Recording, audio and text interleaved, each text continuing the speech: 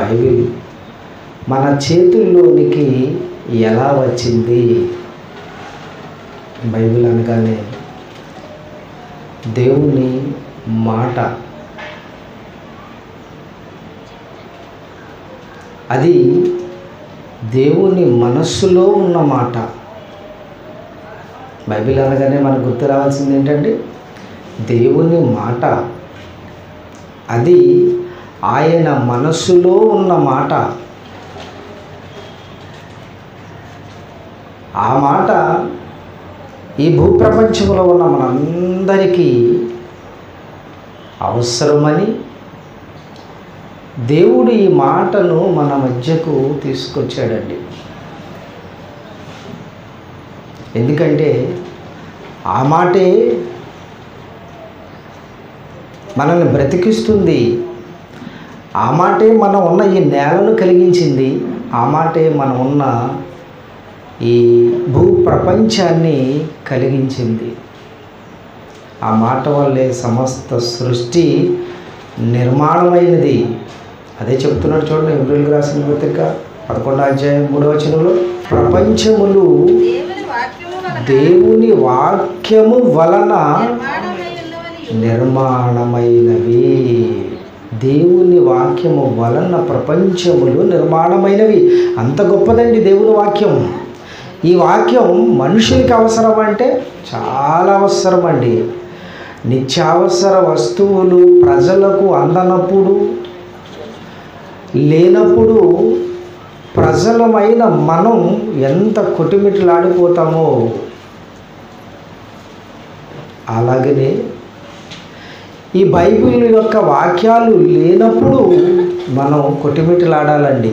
కానీ దీనికి తాపత్రయం పడతామా? అయ్యో ఈరోజు నాకు వాక్యం అందలేదే, అయ్యో ఈరోజు నేను సన్నిధికి వెళ్ళలేకపోయానే, ఈరోజు దైవజనుడి దగ్గరికి నేను వాక్యం వినడానికి వెళ్ళలేకపోయానే, ఏంటి నా దేవుడు చెబుతున్న మాటలు, ఏంటి నా దేవుడు నాకు చెప్పాలనుకున్న మాటలు అని ఏమన్నా ఆతృత ఏమన్నా ఉన్నదంటారండి? ఏమీ లేదండి. అంత నిర్లక్ష్య ధోరణి. ప్రతి ఒక్కరికి నిర్లక్ష్య ధోరణి అంటే వాక్యం అంటేని. ఈ వాక్యమే మనల్ని బ్రతికిస్తుందని ఎవరికైనా తెలుస్తుందండి? లేదండి. చూడండి, కీర్తన గ్రంథం 119వ అధ్యాయం 105వ వచనం చెప్తున్నాడు. కీర్తన గ్రంథం 119, 105, నీ వాక్యము నా పాదములకు దీపము, నీ వాక్యము నా పాదములకు దీపము, నా త్రోవలకు వెలుగు. వాక్యమే దీపమై, వాక్యమే వెలుగై మనం నడిపిస్తున్న ఈ వాక్యాన్ని వినడానికి మనం త్వరపడి వస్తున్నామా? ఈ వాక్యం గురించి అసలు మనకు ఆలోచన ఉందా? అసలు ఈ వాక్యమే ప్రపంచాలను కలిగజేసిందని, ఈ వాక్యమే మనకు త్రోవ చూపిస్తుందని, ఈ త్రోవలోనే మనం నడవాలని, లేకపోతే మన బ్రతుకంతా, మన కుటుంబం బ్రతుకంతా అయోమయం అయిపోతుందని, చీకటమయం అయిపోతుందని, అధోగతి పాలైపోతామని ఎవరికైనా అర్థమవుతుందండి? లేదండి. ఈ వాక్యం మహోన్నతుని నోట నుండి వచ్చిన మాట. వాక్యం ఆయన మనస్సులో ఉన్న మాట. వాక్యం మరొక వచనం చూడండి, కీర్తన గ్రంథం 119:50 చూసారండి. నీ వాక్యము నన్ను బ్రతికించి ఉన్నది, నీ వాక్యము నన్ను బ్రతికించి ఉన్నది. ఏమండి, ఎవరికైనా అర్థమవుతుందండి? ఈ వాక్యమే మనకు ప్రాణదాత. ఈ వాక్యమే మనల్ని రక్షించేది. దేవుని నోట నుండి వచ్చిన వాక్యమే మనల్ని జీవింపచేసేది. ఈ వాక్యమే మనల్ని పరలోకానికి నడిపించేది. ఈ వాక్యమే నిత్య జీవాన్ని ఇచ్చేది. ఈ వాక్యాన్నే మనకు బ్రతుకునిచ్చేది. ఈ వాక్యమే మనకు వెలుగునిచ్చేది. ఈ వాక్యమే మనకు సమస్తాన్ని సమకూర్చేది అని ఎవరికైనా అర్థమవుతుందండి? లేదండి. ప్రపంచ ప్రజల్లో ఎవరికి అర్థమవుతలేదండి. అయినా క్రైస్తవులుగా పిలువబడుతున్న, బైబిల్ పట్టుకున్న మనకేమైనా అర్థమవుతుందంటారా? లేదండి, అర్థం కావట్లేదు. అర్థం అవ్వాలి, అర్థమై తీరాలి. అర్థం అవ్వాలంటే దేవుని వాక్యం తెలిసి ఉండాలి. దేవుని వాక్యం తెలిసి ఉండాలంటే క్రమము తప్పకుండా ఆరాధనలో పాల్గొనాలి. ఎలా పాల్గొనాలండి? క్రమము తప్పకుండా. క్రమమైన వాక్యం దైవజనుల నోట వచ్చుచున్నప్పుడు, ఆ క్రమము తప్పకుండా మీరు విన్నప్పుడు, అప్పుడండి దేవుడంటే ఏంటో, అసలు ఈ ప్రపంచాలు ఎలా కలిగినాయో, దేవుడు ఎక్కడుంటాడో, ఆయన మనసు ఏంటో, ఆయన మనసులో ఉన్న మాటలేంటో, మనమేంటో, మన బ్రతుకేంటో, ఎలా బ్రతకాలో, చస్తే ఎక్కడికి వెళతామో, ఈ భూమి మీదకి వచ్చిన మనం ఎలా బ్రతకాలో అన్నీ తెలుస్తాయండి. క్రమం తప్పితే లేదండి, అయోమయం అయిపోతుంది. క్రమం తప్పితే అయోమయం అయిపోతుంది. క్రమం తప్పడం అంటే నువ్వు వాక్యం అనే వెలుగు దగ్గరికి రాకపోతే చీకటమయం అయిపోతుంది. చీకటమయం అయిపోతే కారు చీకట్లో మనం ఉంటాం. కారు చీకట్లో మనం ఉంటే ఏమీ తెలియదు, అయోమయం. చూసారంటే ఒక్క క్లాసు తప్పినా మన బ్రతుకులు అయోమయం అయిపోతాయండి. ఇప్పుడు ఆలోచించండి, మీరు క్రమం తప్పకుండా వస్తున్నారా వాక్యం వినడానికి? క్రమం తప్పి వస్తున్నారా వాక్యం దగ్గరికి, దేవుని దగ్గరికి, దేవుని సన్నిధికి, దేవుని వాక్యాన్ని వినడానికి? ఉన్నతమైన విలువలతో కూడిన మహాదేవుని వాక్యం అండి ఇది. అంత గొప్ప వాక్యం అండి, అంత గొప్ప వాక్యం. అంత గొప్ప వాక్యం మన దగ్గరికి దేవుడు ఎలా తీసుకొచ్చాడు చూడండి. చెబుతున్నాడు దేవుడు. హెబ్రీయులకు రాసిన పత్రిక 1వ అధ్యాయం 1వ వచనం. హెబ్రీయులకు రాసిన పత్రిక 1వ అధ్యాయం 1వ వచనం చదవమది. పూర్వకాలమందు నానా సమయములలోను నానా విధములుగాను ప్రవక్తల ద్వారా మన పితరులతో మాటలాడిన దేవుడు ఈ దినముల అంతమందు కుమారుని ద్వారా మనతో మాటలాడెను. పూర్వకాలమందు, జరిగిపోయిన కాలమందు, నానా సమయములలో అంటే ఆయా సమయములలో నానా విధములుగా ఆయా విధములుగా ప్రవక్తల ద్వారా మన పితరులతో దేవుడు మాట్లాడాడు. దేవుని వాక్యం ఉన్నతమైన విలువలతో కూడిన మహావాక్యం, గొప్ప వాక్యం ఈ భూమి మీదకి వచ్చిందంటండి. ఇప్పుడు పూర్వకాలమందు నానా సమయముల్లోనూ నానా విధములుగాను ప్రవక్తల ద్వారా మన పితరులతో మాట్లాడిన దేవుడు ఈ దినముల అంతమందు కుమారుని ద్వారా మనతో మాటలాడెను. అంటే దేవుని వాక్యం వచ్చిందండి, వస్తుంది వాక్యం. ఆయా కాలాలలో, ఆయా సమయాలలో దేవుని వాక్యం ఈ భూమి మీదకి వచ్చింది. ఎవరి ద్వారా? ప్రవక్తల ద్వారా.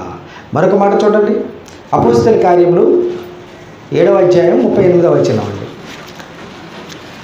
అపోస్తల కార్యములు 7వ అధ్యాయం 38వ వచనం అండి. సీనాయి పర్వతము మీద తనతో మాటలాడిన దేవదూతతోనూ మన పితరులతోనూ అరణ్యములోని సంగమందు ఉండి మనకిచ్చుటకు జీవవాక్యములను తీసుకొచ్చినవాడు ఈతడే. జీవవాక్యములను తీసుకొచ్చినవాడు ఈతడే. మరలా సీనాయి పర్వతము మీద తనతో మాటలాడిన దేవదూతతోనూ అంటే సీనాయి పర్వతము మీద మోషే గారితో మాట్లాడినది ఎవరు? దేవదూత. అంటే అలనాడు పితరుల కాలములో, ప్రవక్తల కాలములో దేవుని వాక్కు ఎలా వచ్చింది? దేవదూతల ద్వారా. దేవదూతల ద్వారా దేవుని వాక్యం వచ్చింది. అవును కదండి. ఉన్నతమైన ఈ వాక్యం, ఈ మహావాక్యం, ఈ గొప్పదైన వాక్యం పితరుల కాలంలో ప్రవక్తల కాలంలో దేవదూతల ద్వారా వాక్యాన్ని భూమి మీదకి దేవుడు పంపించి మనకి చెప్పించాడు. ఎందుకు అంటే మనం ఆయన పిల్లలం, మనల్ని ప్రేమించి ఉన్నతమైన ఈ వాక్యాన్ని మనకి చెప్పించాడు. ఎందుకు? ఈ వాక్యమే మన త్రోవలకు వెలుగునిచ్చేది. ఈ వాక్యమే మనకు నిత్య జీవాన్ని ఇచ్చేది. ఈ వాక్యమే మన తండ్రికిని మనకిని అనుసంధానం చేసేది. ఈ వాక్యమే మనకును దేవునికిని మార్గం ఏర్పరిచేది. అంత గొప్పదండి. అంటే ఈ వాక్యం రావడం వలన అసలు దేవుడు అంటే ఏంటో, ఆయన ఉద్దేశాలు ఏంటో, మనం ఎవరమో అన్నీ తెలియపరచడానికే దేవుడు ఈ వాక్కులను మనకి దేవదూతల ద్వారా పంపించాడండి ఈ భూమి మీదకి. ఇది ఆయన మనస్సులో ఉన్న మాటలు. మన పితరుల ద్వారా వాక్యం ఎలా వచ్చింది చూడండి. ఆదికాండము 6వ అధ్యాయం 13-14 అండి. దేవుడు నోవహుతో సమస్త శరీరముల మూలముగా భూమి బలాత్కారముతో నిండి ఉన్నది. చూసారండి, దేవుడు నోవహుతో అంటే ఆయన వాక్కును పంపించాడు. ఈ ప్రపంచంలో ఉన్న ప్రజల యొక్క స్థితిగతులు ఇదిగో ఇలాగ ఉన్నాయి. నోవహు వారు చెడిపోయారు, వారి ప్రవర్తన బాగోలేదు, వారి నా మాట వినట్లేదు, నేను చెప్పింది చెప్పినట్టుగా వారు చేయటలేదు, నా మాట ప్రకారం వారు నడవట్లేదు. కనుక ఇదిగో నీవు ఒక పని చెయ్యి అని దేవుని మనస్సులో ఉన్న వాక్కులను దేవుడు నోవహు గారి దగ్గరికి పంపించాడండి. అదే చెబుతున్నాడు. దేవుడు నోవహుతో సమస్త శరీరుల మూలముగా భూమి బలాత్కారముతో నిండి ఉన్నది కనుక నా సన్నిధిని వారి అంతము వచ్చి ఉన్నది. కనుక ఇదిగో వారిని భూమితో కూడా నాశనము చేయదును.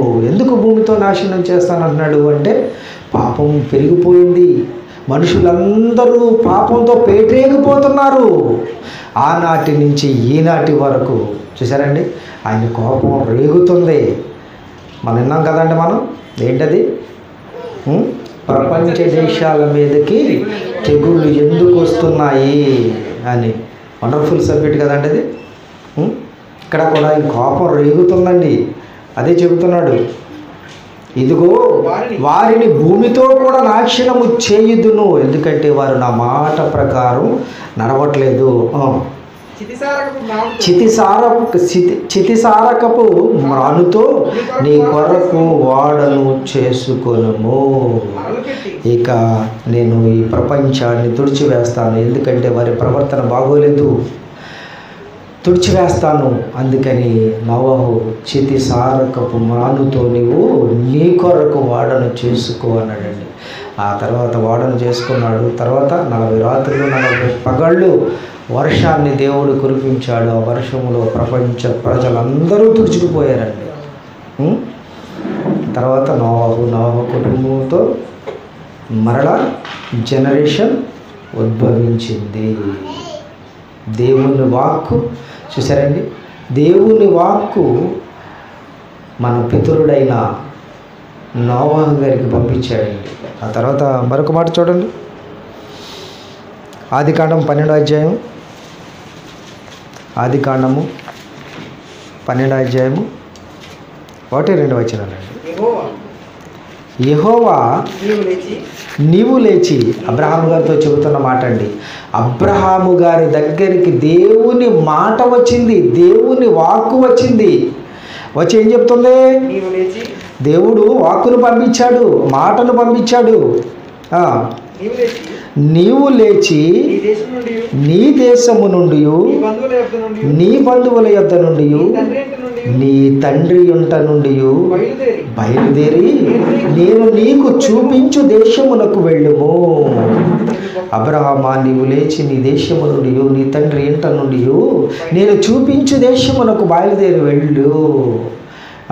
నిన్ను గొప్ప జనముగా చేసి నేనేం చేస్తానంటే నిన్ను గొప్ప జనముగా చేస్తాను, నేను నిన్ను ఆశీర్వదిస్తాను, నీ నామమును గొప్ప చేస్తాను, నీ ఆశీర్వాదముగా ఉంటావు, నీ గర్భవాసమున అనేక మంది రాజులను తీసుకొస్తాను, వారి గర్భాల నుండి యోధా గోత్రపు సింహాన్ని తీసుకొస్తాను, నిరంతరము ఆయన సింహాసనము ఉంటుంది, నేను ఆశీర్వదిస్తాను అబ్రహాము రా అని దేవుని వాక్కును అబ్రహాము గారి దగ్గరికి పంపించాడండి. అబ్రహాము ఆ మాటకి తల వంచి దేవుని మాట విన్నాడు. అబ్రహాముని దేవుడు ఆశీర్వదించాడు, బహుగా ఫలింప చేయించాడండి.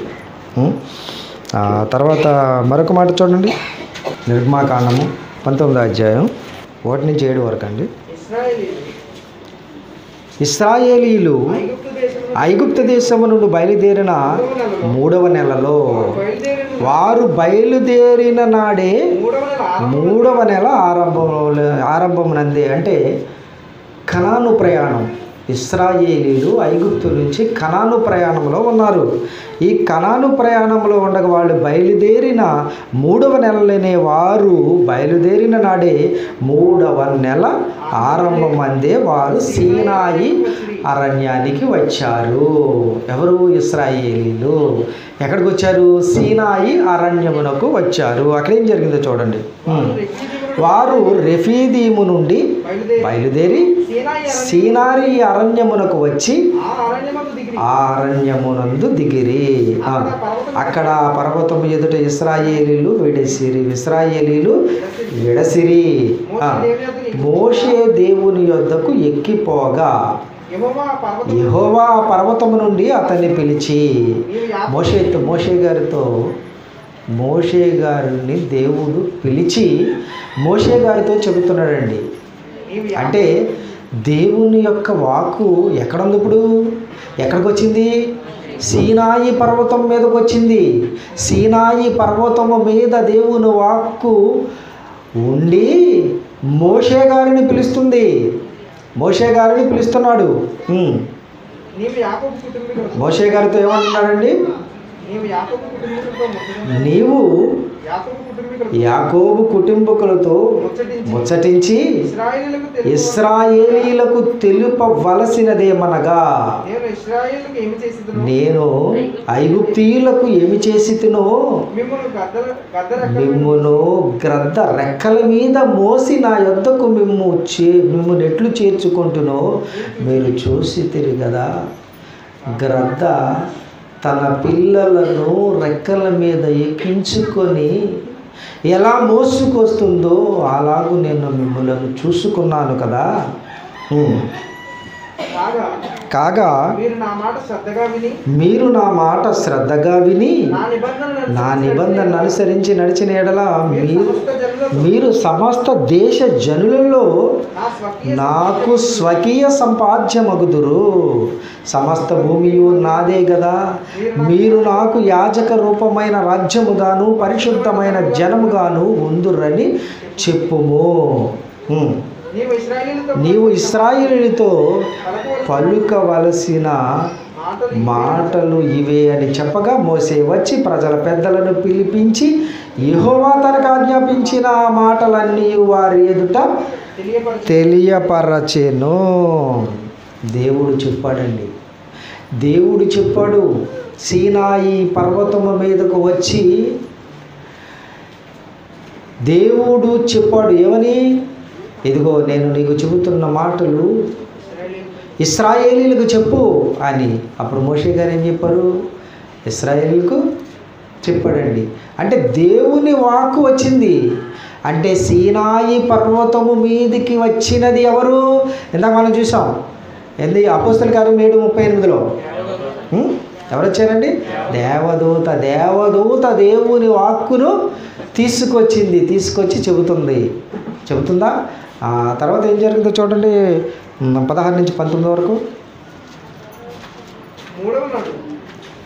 మూడవ నాడు ఉదయమైనప్పుడు ఆ పర్వతము మీద ఉరుములు మెరుపులు సాంద్ర మేఘము బోర యొక్క మహాధ్వనియు కలుగగా పాలెములోని ప్రజలందరూ వణికిరి. ఏంటండి?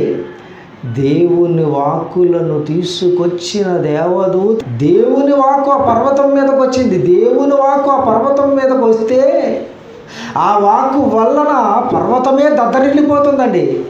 దేవుని మాటకున్న శక్తి, పవర్ చూసారండి ఎలా ఉందో? పర్వతం దద్దరిల్లిపోతుంది, పర్వతం వణికిపోతుంది. అది చూడండి, చెప్తున్నాడు అక్కడ. మూడవ నాడు ఉదయమైనప్పుడు ఆ పర్వతం మీద ఉరుములు మెరుపులు సాంద్ర మేఘము భూమి బోర యొక్క మహాధ్వనియు కలుగగా పాలెములోని ప్రజలందరూ వణికిరి. ఎక్కడో పర్వతం, ఆ పర్వతం మీద దద్దరిల్లిపోతుంటే, భయంకరంగా శబ్దం వినిపిస్తుంటే కింద ఉన్న ఇశ్రాయేలీల ప్రజలందరికీ వణుకు పుట్టిందండి. అయ్య బాబు, ఏంటి శబ్దం, ఏంటి మాట, ఏంటి ఇంత భయంకరం అని వణికిపోతున్నారండి. అప్పుడు దేవునిని ఎదుర్కొనుటకు మోషే పాలెములో నుండి ప్రజలను అవతలకు రప్పింపగా వారు పర్వతము దిగువను నిలిచిరి. 18 యెహోవా అగ్నితో సీనాయి పర్వతము మీదకి దిగి వచ్చినందున, చూసారండి, యెహోవా అగ్నితో సీనాయి పర్వతము మీదకి దిగి వచ్చినందున అదంతయు ధూమమయమై ఉండెను. అది ఉరుములతోనూ మెరుపులతోనూ సాంద్ర మేఘముతోనూ బోర్ర యొక్క మహాధ్వనితోనూ ధ్వనించిపోతుంది. ఏమొచ్చిందండి? ఏమొచ్చింది? దేవుని యొక్క వాక్ వచ్చింది, దేవుని యొక్క మాట వచ్చింది. ఆ మాటకున్న పవర్, ఆ మాటకున్న శక్తి చూసారండి ఎంత ఎలా ఉందో. ఆ యెహోవా అగ్నితో సీనాయి పర్వతం మీదకి దిగి వచ్చినందున అదంతయు ధూమమయమై ఉండెను. దాని ధూమము కొలిమి ధూమము వలె లేచెను. పర్వతమంతయు మిక్కిలి కంపించెను. ఆ మిక్కిలి పర్వతం దద్దరిల్లిపోతుందండి, పర్వతం అదిరిపోతుందండి, పర్వతం తట్టుకోలేకపోతుంది దేవుని యొక్క వాక్కులకు, దేవుని యొక్క మాటకు. చూసారండి దేవుని మాట ఎంత పవర్ఫుల్లో. 19 ఆ బోరధ్వని అంతకంతకు బిగ్గరగా మోగిపోతుందండి. అంతకంతకు పెరిగిపోతుంది శబ్దం, అంతకంతకు ఎక్కువైపోతుంది ఆ మహాధ్వని. అప్పుడు ఆ బోరధ్వని అంతకంతకు బిగ్గరగా మ్రోగెను. మోషే మాటలాడుచుండగా దేవుడు కంఠ స్వరము చేత అతనికి ఉత్తరమిచ్చుచుండెను. దేవుడు మాట్లాడుతున్నాడంటే దేవుని వాక్కును తీసుకొచ్చిన దేవదూత దేవుని యొక్క మాటలను మాట్లాడుతుంటే పర్వతమే వణికిపోతుంది, దద్దరిల్లిపోతుంది. తర్వాత 20 అధ్యాయం 1కి రండి. దేవుడు ఈ ఆజ్ఞలన్నీ వివరించి చెప్పెను. దేవుడు ఆజ్ఞల్ని వివరించి చెబుతున్నాడండి. దేవుడు ఈ ఆజ్ఞలన్నీ వివరించి చెప్పెను. ఆ తర్వాత ద్వితీయోపదేశకాండానికి రండి. ఆజ్ఞలు ఇచ్చాడు, 10 కమాండ్మెంట్స్ అక్కడే ఇచ్చాడు. ద్వితీయోపదేశకాండం 1 నుంచి 5 వరకు అండి. ద్వితీయోపదేశకాండం 5వ అధ్యాయం 1 నుంచి 5 వరకు. ఇప్పుడు ఎప్పుడైతే ఈ సీనాయి పర్వతం మీదకి దేవదూత ద్వారా దేవుడు తన వాక్కులను పంపించాడో అప్పుడు ఆ పర్వతం మీద జరిగిన సంఘటన ఏం జరిగింది? మోషే గారికి దేవుడు 10 ఆజ్ఞలను వ్రాసి ఇచ్చాడు. అవును కదండి. ప్రజలందరూ అది చూసి వణికిపోయి, అమ్మోయ్ మేము భరించలేము, మేము తట్టుకోలేకపోతున్నాము, దీనిని చూడలేకపోతున్నాము, భరించలేకపోతున్నాము, ఆ మాటలను, ఆ శబ్దాన్ని మేము వినలేకపోతున్నాము, మేము తట్టుకోలేకపోతున్నాము, మాకు భయం వచ్చేస్తుంది. కనుక మోషే, మేము దేవునితో మాట్లాడము లేము, మేము ఆ పర్వతం ఎక్కలేము, మా వల్ల కాదు. అందుకని నీవే దేవునితో మాట్లాడి ఆ మాటలు నువ్వు మాకు చెప్పయ్యా అని మోషేని బ్రతిమాలుకున్నారండి.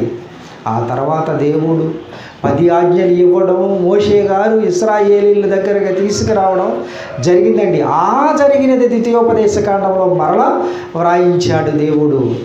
ఇశ్రాయేలీలందరినీ కొంతకాలం అయిన తర్వాత ఇశ్రాయేలీలందరినీ మోషే గారు పోగు చేసి ఆనాడు సీనాయి పర్వతము మీద ఏం జరిగిందో అది చెబుతున్నాడండి. ఇప్పుడు చదవండి, ద్వితీయోపదేశకాండం 5వ అధ్యాయం 1 నుంచి 5 వరకు. మోషే ఇశ్రాయేలీలందరినీ పిలిపించి ఇట్లా నేను, ఇశ్రాయేలీలారా, నేను మీ వినికిడిలో నేడు చెప్పుచున్న కట్టడలను విధులను విని వాటిని నేర్చుకొని వాటిని అనుసరించి నడువుడి. అంటే దేవుని వాక్కులను దేవదూత ద్వారా మోషే గారికి ఇస్తే, ఆ మోషే గారు ఇశ్రాయేలీల ప్రజలకు ఇస్తే, ఆ దేవుని యొక్క మాటలు ఇశ్రాయేలీలకు చెబుతూ ఏమంటున్నాడు తెలుసండి? ఇదిగో దేవుడు మనకు వాక్కులను ఇచ్చాడు, ఆయన మనసులో ఉన్న మాటలు ఇవి, మీరు వీటిని ఏం చేయాలో తెలుసా? మీరు వాటిని నేర్చుకోవాలి, వాటిని అనుసరించాలి.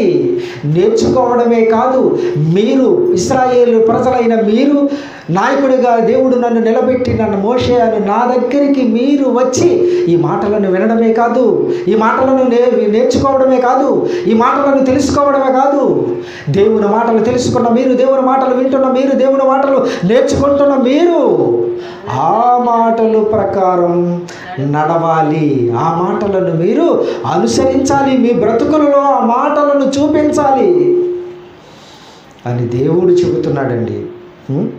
చూసారండి మోషే గారు ఎలా చెబుతున్నారో వారికి? ఇశ్రాయేలీయులారా, నేను మీ వినికిడిలో నేడు చెప్పుచున్న కట్టడలను విధులను విని వాటిని నేర్చుకోండి, వాటిని నేర్చుకున్న తర్వాత వాటిని అనుసరించి నడవండి. ఇప్పుడు నేను చెబుతున్న మాటలు, దైవజనుడిగా దేవుని దాసుడిగా నేను మీకు చెబుతున్న మాటలు దేవుని మాటలు కావండి. అవి దేవుని మాటలు. వాటి దగ్గరికి వచ్చి మీరు వింటున్న ఆ మాటలు మీరేం చేయాలి?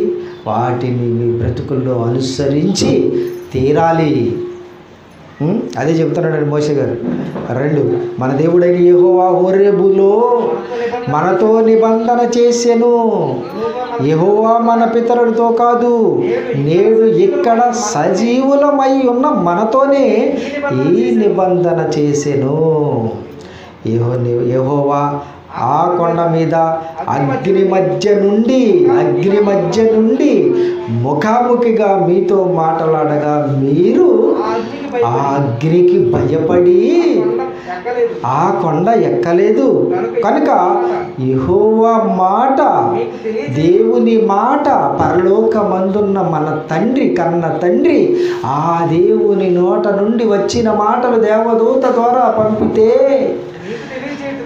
అవి మీకు తెలియజేయుటకు నేను యెహోవాకును మీకును మధ్యను నిలిచి ఉండగా యెహోవా ఈలాగు సెలవిచ్చెను. ఏమని సెలవిచ్చాడు? ఇదిగో, నేను తప్ప నీకు వేరొక దేవుడు ఉండకూడదు. ఆకాశమందే గాని, భూమి అందే గాని, భూమి క్రింద నీళ్ళ అందే గాని ఏ రూపాన్ని నీవు చేసుకొనకూడదు, దానికి సాగిలపడకూడదు, వాటిని పూజింపకూడదు.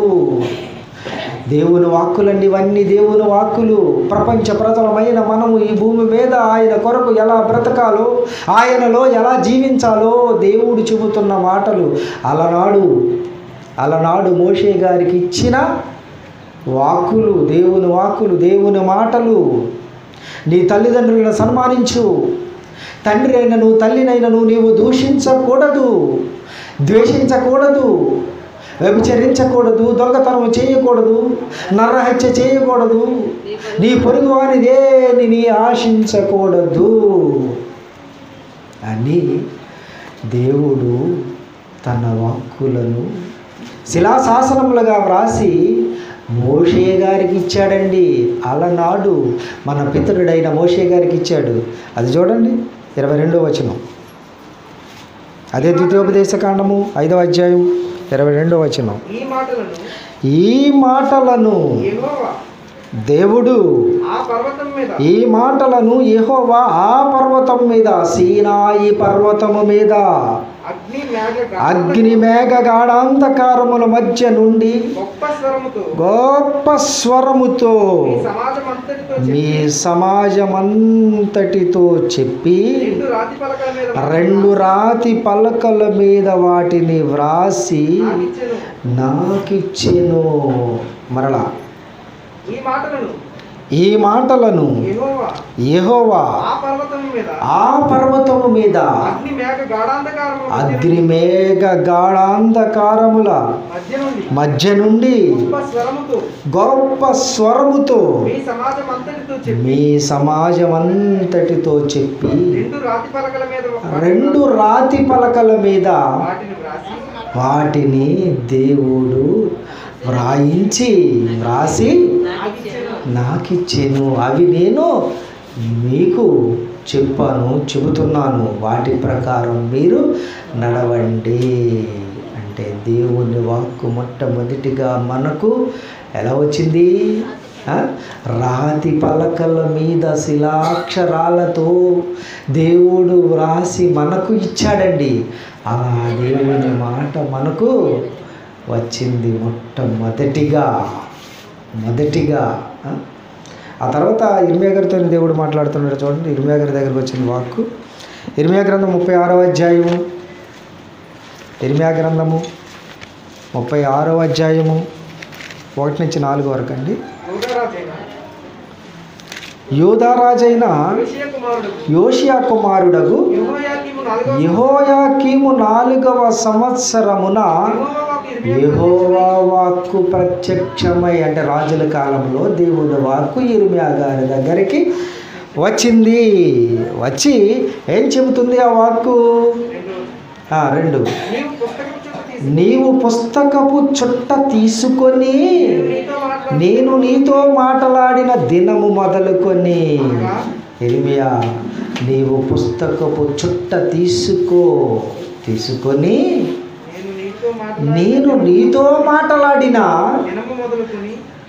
ఆ రోజు మొదలుకొని ఈ రోజు వరకు, అనగా యోషియా కాలము మొదలుకొని నేటి వరకు ఇశ్రాయేలు వారిని గూర్చియు యూదా వారిని గూర్చియు సమస్త జనులను గూర్చియు, అంటే ఇశ్రాయేలులను గూర్చియు యూదా వారిని గూర్చియు రాజులను గూర్చియు ప్రపంచములో ఉన్న ప్రపంచ ప్రజలందరిని గూర్చియు నేను నీతో చెప్పిన మాటలన్నీ ఆ గ్రంథములో వ్రాయి.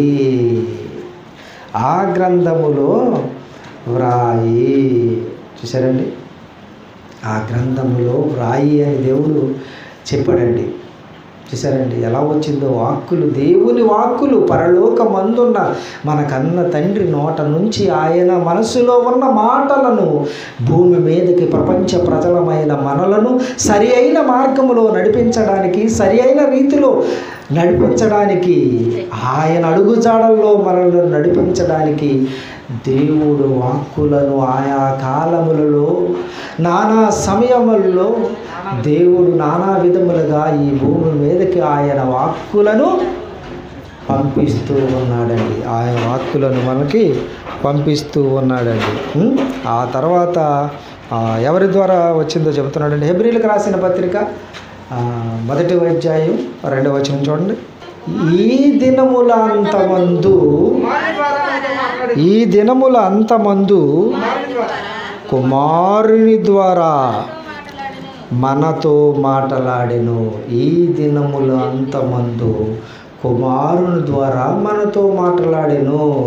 మొదటిగా మొదట చదువుకుందు మొదటి పూర్వకాలమందు నానా సమయములందు నానా విధములుగా ప్రవక్తల ద్వారా మన పితరులతో దేవుడు మాట్లాడాడు.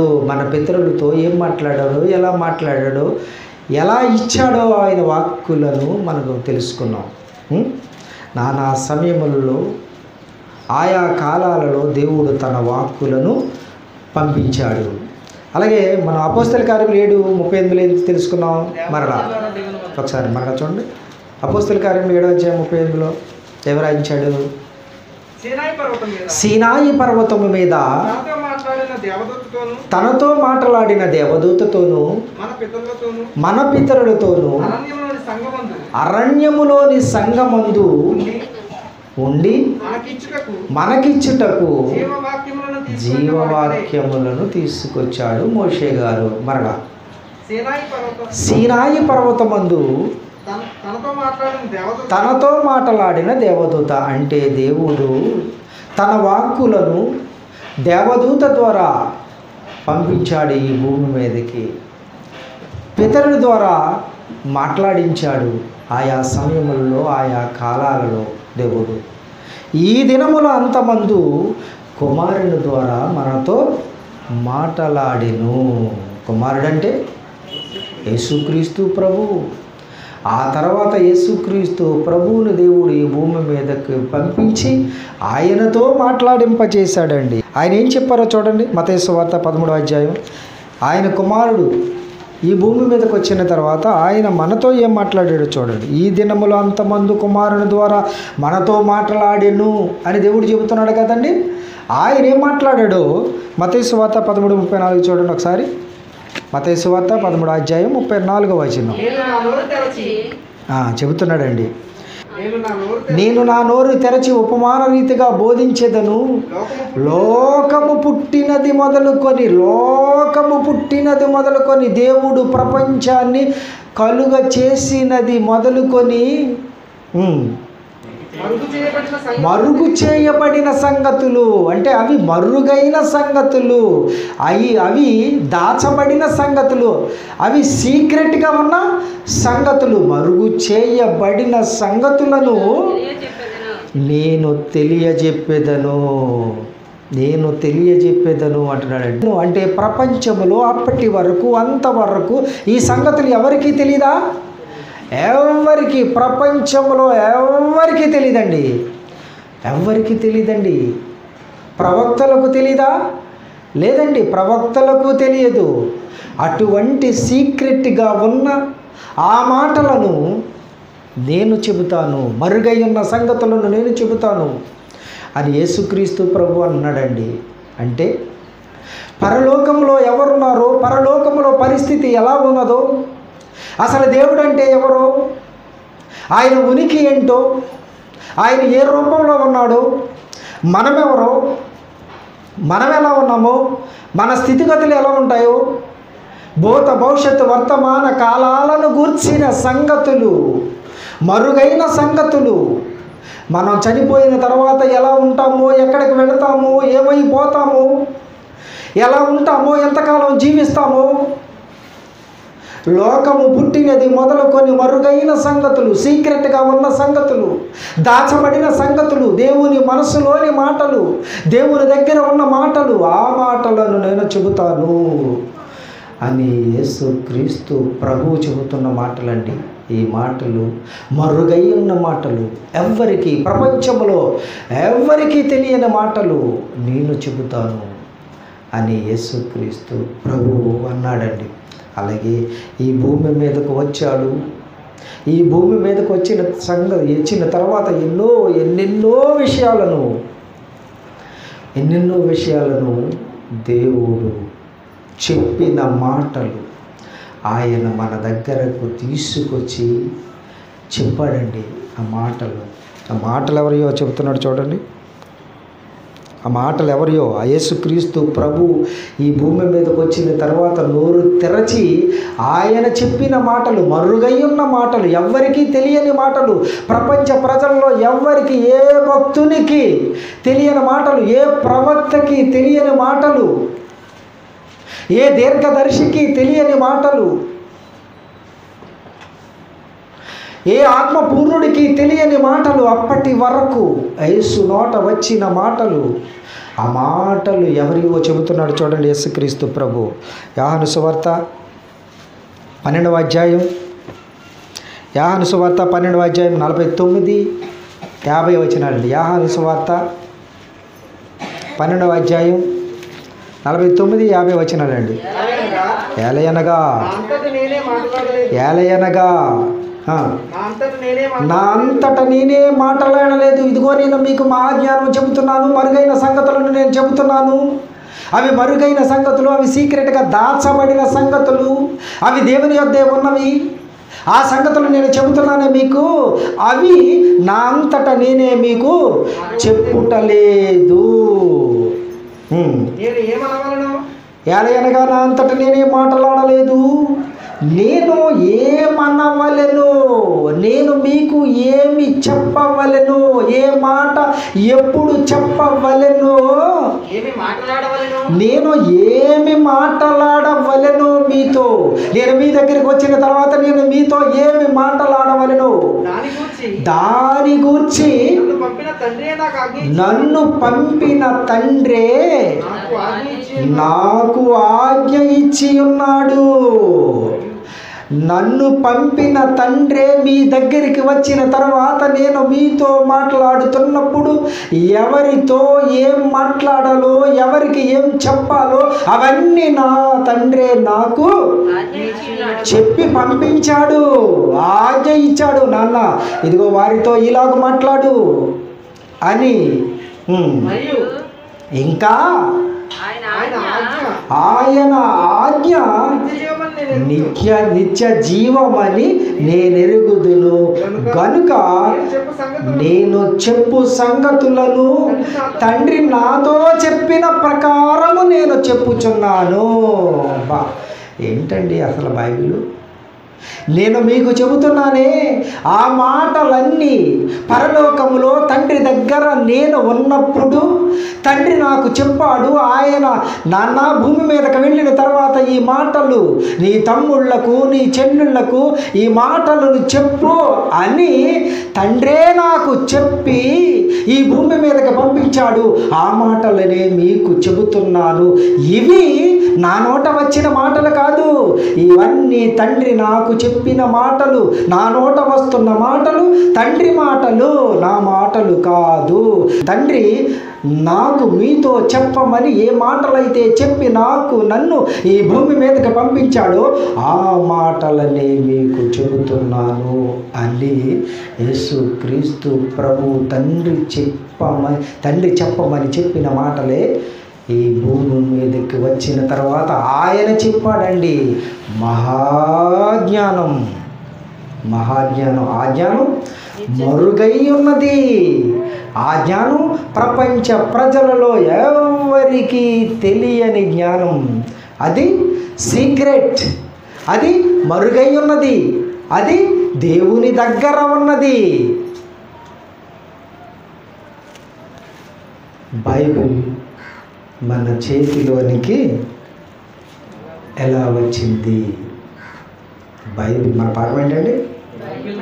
బైబిల్ మన చేతిలోనికి ఎలా వచ్చింది? ఈయనేం చెప్పారండి? సీక్రెట్. ప్రపంచం మొదలైన కాడి నుంచి, భూమి ఉద్భవించిన కాడి నుంచి ఎవరికి ఎక్కడ తెలియనిది, ఎవరు ఎక్కడ వినని మహాజ్ఞాన సంగతులను చెప్పాడండి. ఎవరు? యేసుక్రీస్తు ప్రభువు. ఈయన చెప్పిన ఈ జ్ఞానమేనా? ఇంకా ఏమన్నా మహాజ్ఞానము ఉన్నదా? ఈయన చెప్పిన ఈ జ్ఞానమేనా? ఇంకా ఏమన్నా జ్ఞానం ఉన్నదా? బైబిల్ మన చేతుల్లోనికి ఎలా వచ్చింది అనే రెండవ భాగం నెక్స్ట్ క్లాస్లో మనం తెలుసుకున్నామండి. సృష్టికర్త వ్రాయించిన గ్రంథం, సృష్టిని గూర్చి తెలిపిన గ్రంథం, జనన మరణాలు తెలిపిన గ్రంథం, దేశ భవిష్యత్తు తెలిపిన గ్రంథం, సకల భాషలలో వెలసిన గ్రంథం బైబిలు. ముద్రించిన వాటిలో మొదటి క్రీస్తు యేసని తెలుసుకో. ఇది నమ్మకపోతే రుజువుతో ఎదుర్కో.